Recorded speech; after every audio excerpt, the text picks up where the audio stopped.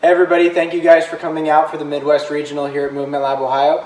My name is Jesse. I'm going to be taking you guys through the course. This is the rules video for the preteens. Just a couple things before we get started. You guys are going to have a 3-minute and 30-second time limit.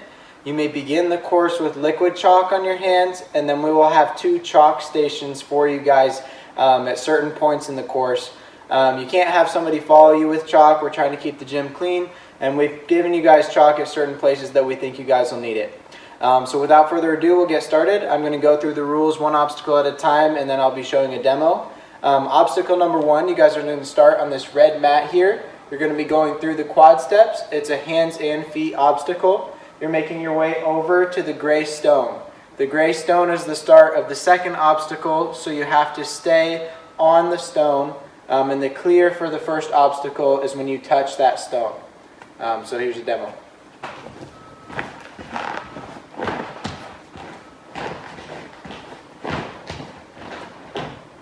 Alright, so obstacle number 2, you guys are starting on that gray stone that you landed on from obstacle number 1. This obstacle is feet only. You're making your way across the gray stones. And the clear for the second obstacle is when you touch the rope. The rope is hands and feet. And anywhere on the course, you guys are welcome to reset. So if you jump to the rope, you don't like your swing, you are allowed to come back and land on that gray stone. But the clear will be when you touch the rope for that. So here's a demo. Alright, so obstacle number 3 is linked from number 2. So again, you're not touching the ground. Once you're on that rope, you started obstacle number 3. This obstacle is hands and feet. You have the rope, 3 rings, another rope, making your way over to the gray box. Some of the colors of the boxes may change from the video, but the distances and locations of the obstacles and the rules are all going to be the same. So here's a demo.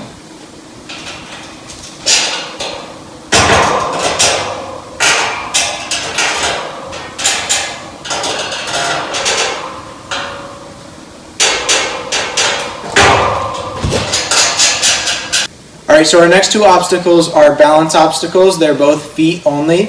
So coming off the gray block from the previous obstacle, you're going directly onto the teeter-totter, which is feet only on the green portion. So no blue, no carpet. Making your way over to the red block. The red block is a touch point. And the beginning of the following obstacle is also feet only, making your way across our rolling log to the gray box behind it. So here's a demo.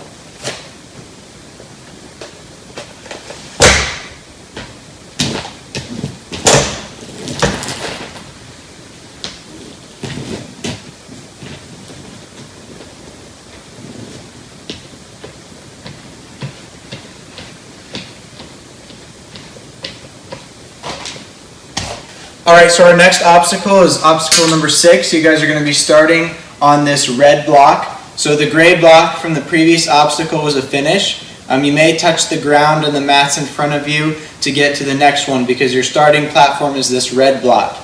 This obstacle is going to be hands only on the rings. So the only thing that you can use your hands are the red rings. Again, you may reset if you want, but you're going to be making your way through our ring toss, across the hooks here to our other side of our ring toss until you can make it to this gray block over here.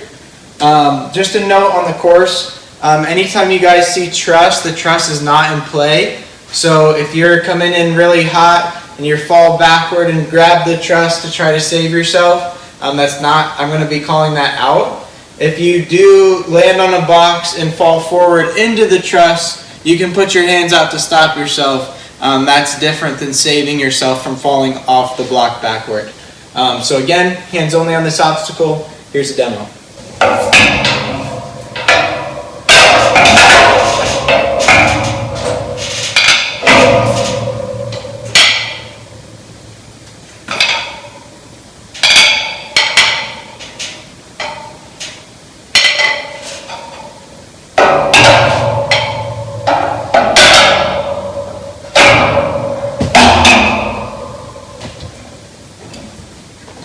Alright, so our next 2 obstacles are linked. Both of these obstacles are going to be hands only. So you guys just came off of the gray block from the ring toss. Again, you may touch the ground because the start for the next one is this red block here.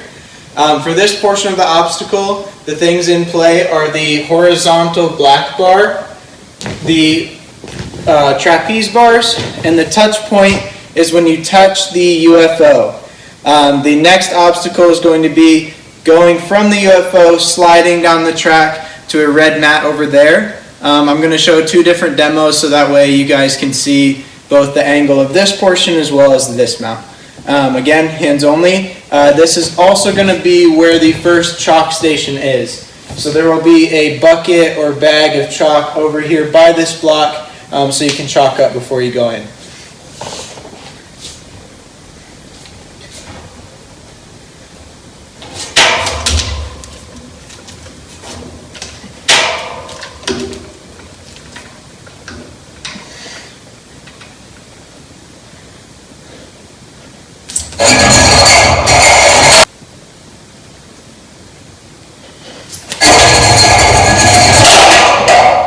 Alright, so after you guys come off that UFO pipe slider to those red mats, you may touch the floor anywhere in the gym, making your way over to these boxes here. This whole structure is going to be the starting platform. So if you're a little bit taller, you can start here on the red. If you're a little bit shorter, you can come up here on the green. This obstacle is also going to be linked. It's a two-part obstacle. Part one is going to be hands only on our cliffhanger. So you can reach out as far as you want to get started. It's going to be hands only on the blue and purple structures. So no trying to grab up on the very top of the structure. It's just going to be here on the purple and blue. The touch point is anywhere on the campus board. So once you get over here, touching any piece of this will clear you on the cliffhanger. And then this portion you can use hands and feet, making your way over to the gray box behind me here. So again, two-part obstacle, not touching the ground until you get over to that gray block.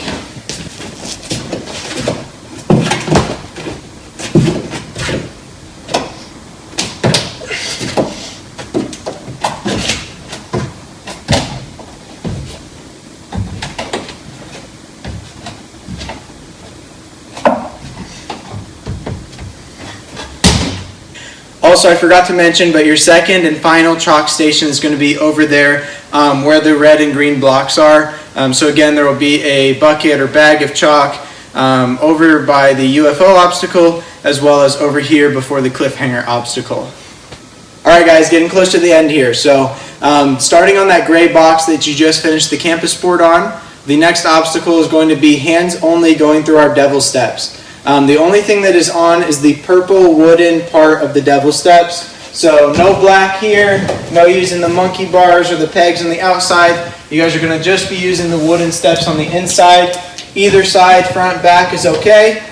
You guys can choose between doing the bigger gaps on the left side or the smaller gaps on the right side. Any portion of the purple steps is it. The clear for this obstacle is going to be making it over to the gray box on the other side.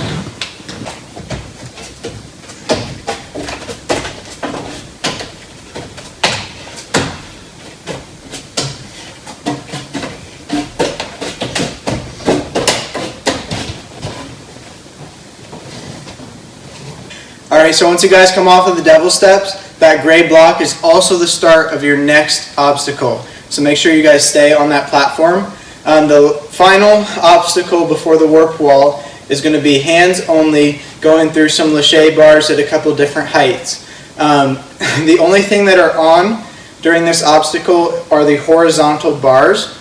So there's a black bar here all the way across. Then there are a couple half pipes here. Another bar all the way across, and then the salmon bar. The salmon bar could spin. It's part of the obstacle. The dismount is going to be the gray block past the salmon ladder. Again, it's hands only.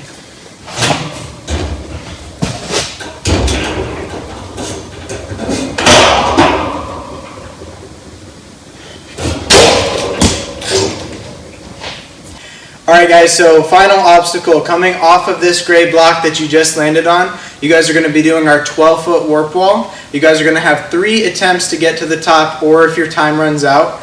On the top of the wall there is a buzzer back there. you need to hit that buzzer because that buzzer is going to stop your time and get you your final point. Again, like with the 12-foot warp wall, you may only use the 12-foot portion. So the 10-foot warp wall and the box over to the side are out. You cannot put your foot on the 10-foot wall to pull yourself over the 12. You're just using the 12-foot wall to get up and over to hit the buzzer.